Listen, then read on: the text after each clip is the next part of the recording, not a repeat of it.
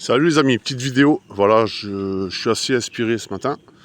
C'est peut-être ma promenade là qui m'aère la tête un petit peu là. Et je vais vous parler de qu'est-ce que c'est que savoir dessiner. Grande question. Savoir dessiner, qu'est-ce que ça veut dire? Qui sait dessiner? Qui peut prétendre être un dessinateur? J'entends beaucoup dans mon entourage des gens qui sont attirés par les dessinateurs du réel, qui savent exactement représenter le réel avec une grande définition.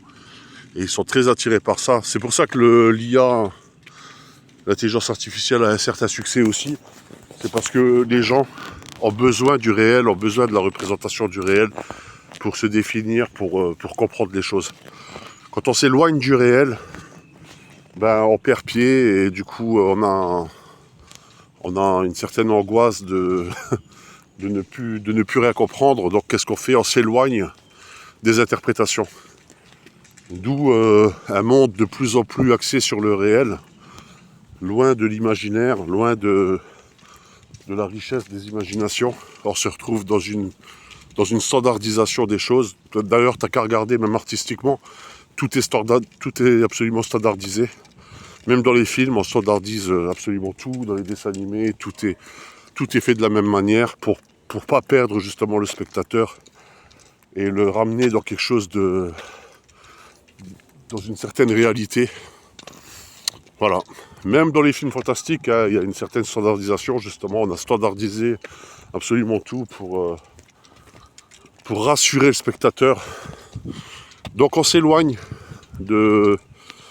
à l'instar de la vidéo que j'ai faite tout à l'heure sur les arts de migration, on va s'éloigner de l'interprétation et de la vision artistique personnelle qui nous appartient à tous, quoi. On a tous une vision, on va dire, des choses.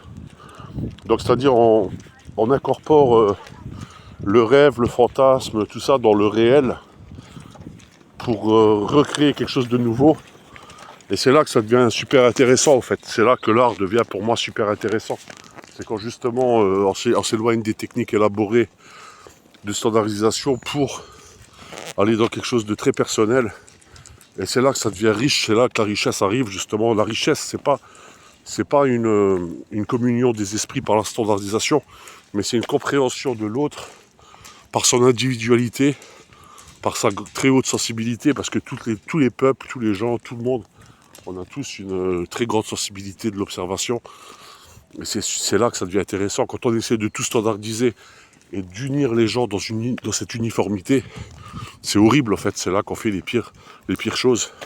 Parce que le standard, il est élaboré par une élite de personnes et qui impose justement ce standard à tout le monde.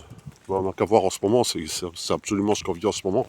C'est pour ça qu'on est dans un cauchemar à ciel ouvert, parce que on n'est plus représenté en tant qu'individu, mais on est représenté dans un standard, dans des normes. Voilà. Et plus les normes sont étroites, plus on vit un enfer en fait, parce que des fois on ne répond pas à ces normes-là, on ne correspond pas à ces normes-là, ou alors notre observation ne va pas du tout dans le sens de ce qui est observé par l'élite censée nous donner le standard justement. Donc voilà. Donc savoir dessiner, c'est quoi? Voilà, c'est justement ce que je vais vous expliquer. Pour beaucoup, pour tout le monde, absolument tout le monde, savoir dessiner, c'est savoir représenter le réel. Parce que le dessin, c'est la première forme de langage. C'est la première forme de... On a commencé à dessiner avant de savoir écrire, je pense. De toute façon, l'écriture, c'est du dessin. C'est une forme de dessin simplifié, standardisé encore une fois. Mais avant, on dessinait. On dessinait pour se faire comprendre. On prenait un bâton, puis on dessinait. Ou du charbon, ce que tu voulais, la craie. Et le dessin, c'était le moyen le plus sûr, on va dire, d'être compris. Voilà. Et on a élaboré un dessin de plus en plus standardisé qui s'est transformé en écriture. Donc voilà. Ensuite, il y a les autres là-bas avec leur bâton de marche, c'est insupportable, ils font un bruit comme c'est pas possible. Bref. Et ensuite, savoir dessiner, pour beaucoup, c'est du standard, c'est-à-dire que J'ai fait beaucoup d'expositions de peinture et de dessin. Et ben, encore une fois, les gens qui tenaient le haut du pavé, ben, c'était d'excellents dessinateurs du réel, du concret, mais qui étaient incapables d'aucune représentation. Incapables de styliser un dessin. Moi, je stylise absolument quasiment tous mes dessins sont stylisés. Je trouve que c'est beaucoup plus important de détourner le réel et de le... Comment je peux dire de le styliser. Je trouve ça beaucoup plus riche au final que de faire quelque chose que de représenter le réel. Je trouve pas ça du tout intéressant. D'autant plus que maintenant on a la photo en plus. On a la photo qui justement, encore je dis pas que la photo n'existait pas. Bon, tu représentes le réel parce que la photo n'existe pas. Ok, il n'y a aucun problème là-dessus. C'est du dessin d'académie, comme on retrouvait au XVIIIe siècle, au XVIIe siècle, qui représente un champ de bataille, qui représente Napoléon sur son cheval, qui représente ce que tu veux. Donc ok, là on a besoin d'une certaine académie, on va dire, vision académique des choses, pour comprendre, qui remplace la photo justement. Mais je trouve la stylisation du dessin, comme tu regardes dans certaines tribus d'Afrique ou quoi, ou même ce qui existait en Europe avant le Moyen-Âge, on va dire. C'était des peuples nomades, comme j'ai fait la vidéo tout à l'heure, qui stylisaient justement leur dessin, leur art. Et c'est beaucoup plus intéressant.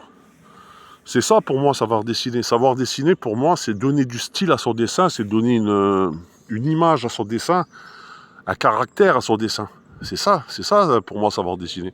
C'est quand ton dessin, il a un caractère. Tu donnes un caractère à ton dessin. Pour moi, c'est savoir dessiner. Après, je me comprends dans savoir dessiner, tu vois. C'est-à-dire donner du sens, une puissance à ton dessin.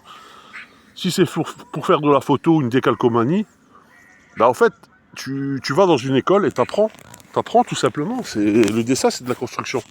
Donc tu apprends comment t'apprends à l'école, il n'y a pas de problème. Dans 2 ans, tu sais dessiner. Il n'y a aucun souci là-dessus. C'est comme la musique, c'est comme tout. Tu as juste à apprendre bêtement les standards et tu sais faire ce qu'on t'a appris. Donc là, tu vas rentrer dans un apprentissage standard, on va dire. Tu vas savoir faire exactement ce qu'on te dit.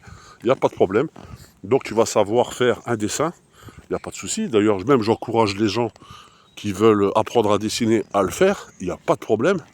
Mais ensuite, pour styliser ton dessin, pour donner du caractère à ton dessin, c'est justement savoir observer et détourner la réalité. C'est ça qui détourner la réalité pour que le spectateur puisse voir dans ton dessin ce que lui, il a envie de voir et en même temps ce que toi, tu as voulu représenter. Tu vois, c'est ça. C'est avoir plusieurs degrés de lecture. C'est là que ça devient intéressant. C'est comme quand tu regardes un film. Un film, pour moi, il est intéressant quand il y a plusieurs degrés de lecture. Si tu n'as que 1 degré de lecture, c'est pas dire que c'est pas intéressant, mais c'est beaucoup moins intéressant, au fait. Pour la musique, c'est pareil. C'est... comment dire, si c'est pour reprendre exactement ce que faisaient d'autres musiciens à la lettre, sans se permettre de rajouter notre petit grain de sel, voilà, je veux pas dire que tu vas pas savoir le faire, tu vas savoir le faire, mais c'est autre chose. Allez, ciao.